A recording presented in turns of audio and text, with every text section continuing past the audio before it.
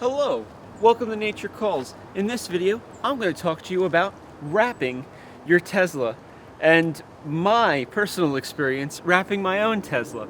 I'm going to share with you some of the tools I use and recommendations, and just trying to give you an overall idea of the amount of time and money you'll have to invest in wrapping your own Tesla as opposed to just having somebody else do it for you.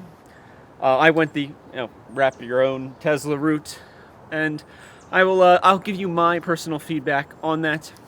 I will probably make another video. It's a little more in depth on all the different tools that I purchased to try to make this job easier.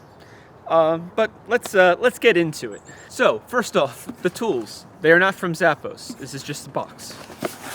The tools, though, are things like isopropyl alcohol, because you need to clean panels. You do not want to put vinyl on dirty panels. You're going to need things like 3M knifeless tape, because again, you don't want to go and take a knife and start cutting on the paint of your beautiful Tesla. You're going to cut right through the clear coat, and it's not going to be fun, and if you screw up, then you're really going to hate yourself. So there's that. Other things that could come in handy: magnets that have like rubber stoppers on them, so you can pin up the vinyl onto your car on the parts that are actually magnetic, which there's not a lot of on a on a Tesla Model Y. Fun fact. Basically, front and rear fenders is all you're going to get for the most part. There's a couple other spots, but there really isn't a lot. So these are helpful. Not the most practical if your car's got a lot of aluminum going on. Other things like big, there's probably an official name for this, like a macro cutter. This you can use to cut long cuts on big rolls of vinyl. Oh, you're gonna need vinyl. Probably not this size, especially if you're doing a whole car. You're gonna need many yards worth of vinyl for a whole car. Probably somewhere around 12-ish, depending on how good you are. Maybe some more if it's your first time. Definitely look at the calculators and stuff online to get a good idea and get a good estimate, because you definitely don't want to run out, especially if the one you pick is a discontinued color. Because if you don't have enough, it's going to be really weird. And then maybe some kind of little tool belt to hold all your different tools, like your fancy X-Acto knives that break off. Which is nice, because then you always have a sharp blade, because the adhesive on the back of the vinyl actually gunks up your knife blades pretty easily. You may also want some of these wrap sticks. Some of them are stiffer than others, some are more flexible, help you get in all the different crevices and stuff of your car. Gonna definitely want a squeegee tool or two or three, maybe even one of these jobbers. Again, it's all about getting into those angles, getting those seams down. You don't want seams sticking up, because they're going to catch wind, they're going to catch dirt, they're going to catch all this stuff, and there's going to get garbage underneath your wrap. So with that, that is the tools selection. I'll have links to a lot of this in the description down below, and I'll probably do a more close-up video where I just show you the different tools that I use, so you can get a little better idea than me just holding them here for you. But with that, here's my wraps car. It's actually not totally wrapped. So everything you can see here is wrapped, besides the very, very, very rear, all the way back there. I actually haven't gotten to it because it's taken that long. Yes, to do this right, personally, you're looking at an easy, like 3 hours per panel, especially if you're not well versed in the whole wrapping thing. I spent a lot of time watching YouTube videos. I actually wrapped some of my previous car, which was beneficial to then going into this. Wrapping a whole car is a lot of work.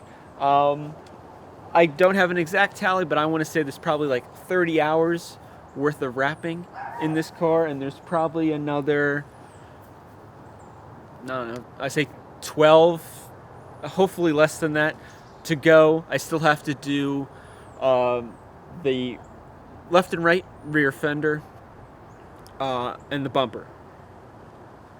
But all of those are very complex because the rear fender actually goes down underneath the whole car because it's one continuous piece. So you try to make that one continuous piece.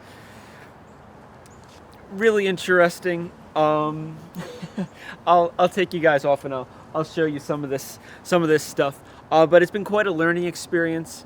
Cost wise, we're probably looking at about $100 or so worth of tools. Again, these are bought mostly before the inflation, so we might be more like $150 worth of tools. And the vinyl was also bought pre-inflation, so that was about $1,000 in vinyl. And who knows what that is now? It might be like more like $1,200 to $1,500 in vinyl. Sweet looking vinyl though. It's like this. It's this pearl white, and you get a gold like kind of reflection off of it. Really sweet. Probably way cooler in person than it's going to show through the camera here. But that's what it is. So we're going to give you a walk around and then show you some things, some interesting areas that I have to fix again. Because again, I'm an amateur. I'm not a professional. I've learned a lot though. But at the end, I will wrap up, my ultimate takeaway, and if I will do this again. Walking around here, let's start from the front of the car. For the most part, the hood, a dream to do, especially if you got two people. A lot of this stuff is a lot easier with two people. Hard to find two people these days, but just to let you know, if you got a buddy. It might be worth buying them a case of beer or something to come over and help you out, because having two people, very nice. Other than that, cleaning panels is very important. If you're going to do the hood, say you're doing the hood, you want to clean the hood obviously, but you also want to clean most of the panels around the hood and your windshield, because you don't want to kick up any debris from the other areas and get it underneath your vinyl, because that's going to cause a mess. Look at that. Oh, look at that glow. So that's a big takeaway. You're going to want to remove all your logos and decals. Another thing is, like this was, instead of redoing the whole bumper, I just laid down another piece here. You can't see it from back here. Up close, if you're really like inspecting the thing, it's like, why is there a line here? That's because this lip, this angle, I had a hard time doing it before it was one of the first pieces I did. The hood, I think, was the very first thing that went smoothly, but the front bumper was very tough. But you learn. You're definitely going to want a heat gun too involved in this to an extent. You don't want to overuse it, because then you end up with sad things like this. This needs to get fixed.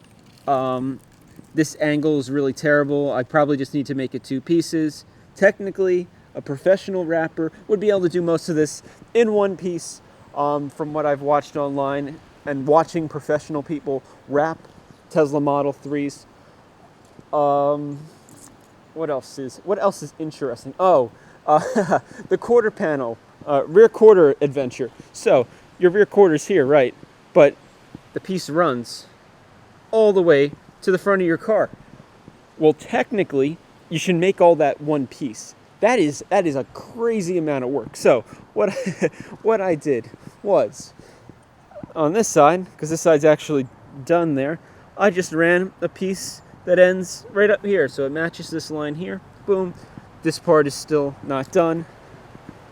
It's funny because the wrap is so white, it actually makes the white paint look more like a cream. So that's not done. Bumper's not done. And well, that's all that's not done on both sides. But the rest of the car, all of this is nicely wrapped, and overall it is holding up pretty good. There is some bad spots right in the center, right in those two spots there. They're peeling up, but that's more of my doing than the vinyl. I am using the 3M vinyl. the wrap film series, the 2080. I did the black 2080 on the mirror here and the A-pillar all the way to the back. I have the newer Model 3, so it already came with the satin instead of chrome, so I did not do those, but I did wrap the white that was here and the white that was here and here. You can actually see in there, but if you're looking from far away, you don't notice it at all. Pretty cool, and it works pretty nicely all the way to the back. I don't know, I might have to do something with here because this is kind of like a weird disconnect now, but it looks pretty good. But overall, it didn't turn out too bad. You know, I do have to work on getting the rest of it done, but that is going to have to wait until spring, but spring before all the pollen comes out, because when all these trees open out here, there's going to be so much pollen. You can't wrap your car, you get the pollen stuck under the film. Disaster. Absolute disaster. All right, so there you go. That is my Tesla Model 3 that I wrapped. Hopefully this video gave you a good idea on it. Hopefully I didn't take the wind out of your sails. For me, it was fun to do when things went well. When they didn't and you ended up wasting a lot of time and material, it was kind of like, really probably should have just saved more money or whatever, paid somebody to do this down the road. At the end of the day too, the vinyl's not that thick, so it's not like it's really protecting you that much from like chips and stuff, you know, rock chips from the road, from big trucks and things like that. It would be a better move to just have it wrapped in the PPF if you're trying to go from a protection angle. This is definitely more of just an aesthetic thing. And, you know, I wanted to keep my car white, but I wanted a white that not everybody else had. And I figured, you know what, I can wrap it for about $1,000 and save on that, especially since I had to keep this car under a certain dollar amount in order to get tax savings from where I live. So that's why it's white. I probably would have gotten it in black or some other color if I didn't have to do it for those reasons. All right, I had to change the battery. Other than that, would I do it again? Honestly, it's going to depend on your location and the kind of vinyl you want and how much of your car you want done. If I were to do my entire car again, I'd probably just hire somebody to do it, because the amount of time, I don't know if I could make that much money in like say the 30 hours or whatever that gets put in. $100 an hour is pretty good. But again, the time, the frustration, the wastage of material, because I am not a professional and I mess up, and then buying all the tools to try to do it myself. Honestly, $3,000, $4,000, it's probably not too bad. It's still cheaper than a brand new paint job. Still cheaper than, if I had bought a different color. The tax savings that I would have lost were still, the savings were still better than even if I had to pay $4,000 to wrap it. Down the road, because it's only going to last, say, 5 to 7 years, give or take. It's in a garage though, so it's got pretty good odds that it's gonna last a while. Probably close to those 7. I might just get it PPF wrapped after that, because I intend to keep it a while. Other than that though, if you want to do little things, like you just want to do your mirrors or your A-pillar, simple things, it's not bad. I think that is a worthy investment of your time, and for me, it was way easier. Like, you could spend if you spend 3 hours doing just your mirrors, both of them, it's gonna look like the Mona Lisa probably. Yes, you're gonna have some wastage because the mirrors are a pain in the butt to wrap. I tried it with one piece several times, never worked. Used the Cutlass tape, made it into 2 pieces. You can barely see the seam.